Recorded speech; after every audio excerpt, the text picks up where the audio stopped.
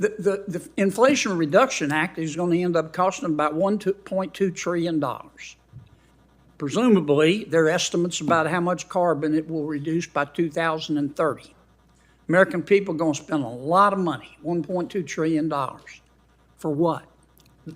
The carbon released by naturally occurring boreal forest fires in 2001 is 3 times the amount we'll save by asking the American people to spend $1.2 trillion of their money on the Inflation Reduction Act.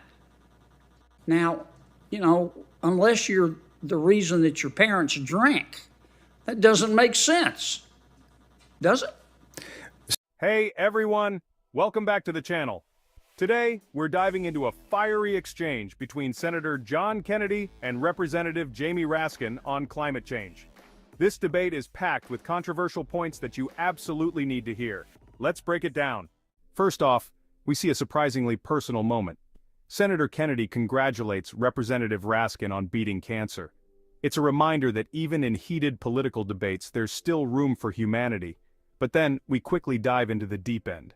Raskin confirms his support for making the world carbon neutral by 2050. A lofty goal, right?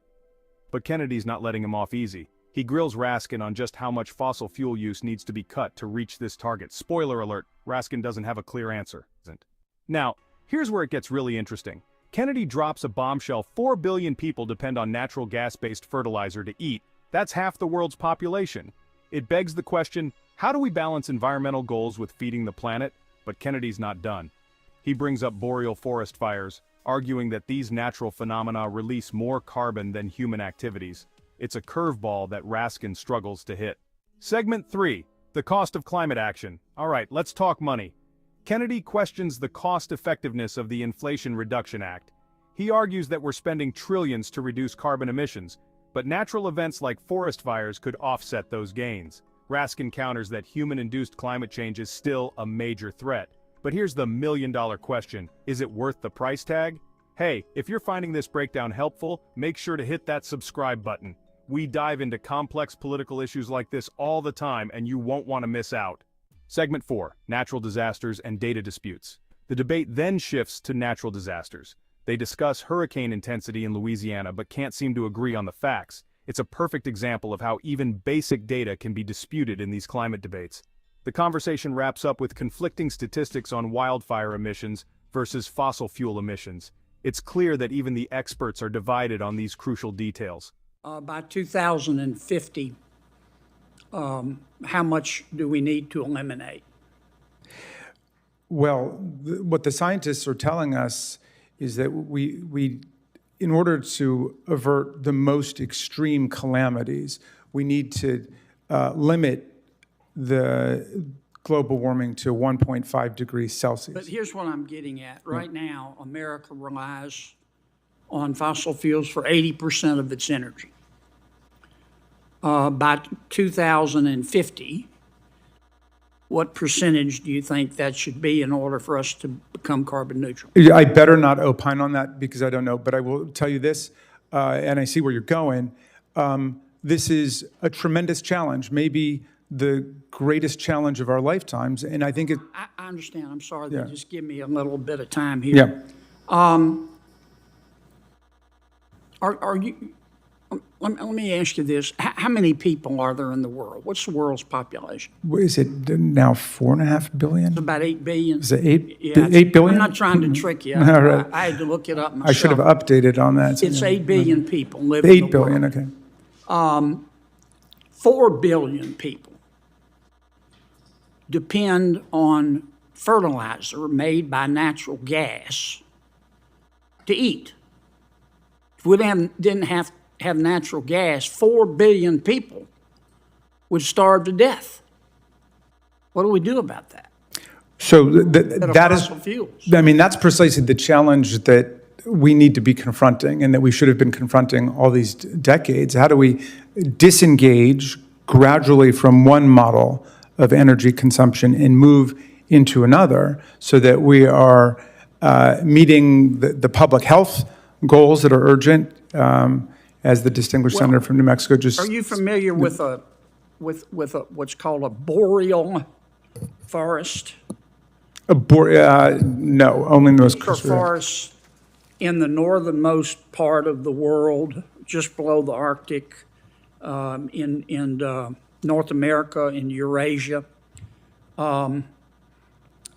Millions of acres burn there naturally every year. The fires are less today than they were 150 years ago, but obviously forest fires produce carbon. And I was reading a study this weekend. I want to get my facts straight here. They said the carbon released by these naturally occurring forest fires in boreal forests, nobody lives there. Let's see. Wildfires in the boreal forests in North America and Eurasia in 1 year, 2021, released double the amount of all global CO2 produced in 2001. And 3 times as much as the Inflation Reduction Act is projected to reduce by 2030. My point is, the Inflation Reduction Act is going to end up costing about $1.2 trillion.